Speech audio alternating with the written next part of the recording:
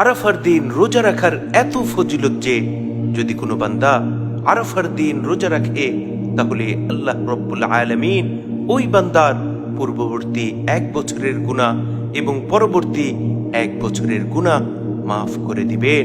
সুবহানাল্লাহ সুবহানাল্লাহি ওয়া বিহামদিহি সুবহানাল্লাহিল আযীম।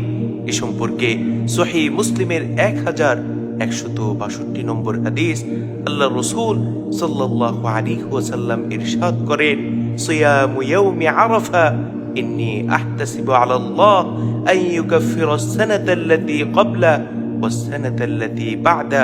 যে ব্যক্তি আরাফার দিন রোজা রাখবে আমি আল্লাহ রব্বুল আলামিনের কাছে আশাবাদী যে মহান মালিক ওই বান্দার পূর্ববর্তী 1 বছরের গুনাহ এবং পরবর্তী 1 বছরের গুনাহ মাফ করে দিবেন। সুবহানাল্লাহ সুবহানাল্লাহি ওয়া বিহামদিহি সুবহানাল্লাহিল আযীম।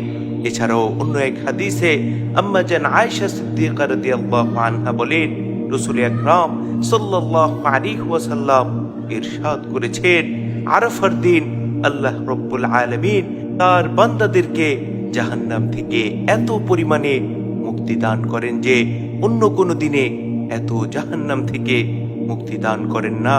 এই দিনে মহান মালিক বান্দাদের অতি নিকটবর্তী হন এবং তাদের নিয়ে ফেরেশতাদের সাথে গর্ব করে বলেন, আমার এই বান্দারা আমার কাছে কি চায়, অর্থাৎ এই বান্দারা আমার কাছে যা চায় আমি আজ তাদেরকে তাই দিয়ে দিব। সুবহানাল্লাহ সুবহানাল্লাহি ওয়া বিহামদিহি সুবহানাল্লাহিল আযীম।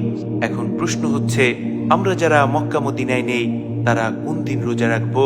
এর উত্তর হচ্ছে, যেহেতু 9 জিলহজ হচ্ছে আরাফার দিন, তাই আমরা ঈদের আগের দিন 9 জিলহজে রোজা রাখবো। পাশাপাশি আমরা 8 জিলহজও রোজা রাখতে পারি, যেহেতু জিলহজ মাসের প্রথম দশক আল্লাহ রব্বুল আলামিনের কাছে অত্যন্ত পছন্দনীয়। আর এই দিনে হাজিরা আরাফার ময়দানে অবস্থান করবেন, তাই তাদের সাথে মিল রেখেও এই দিনে রোজা রাখতে পারি।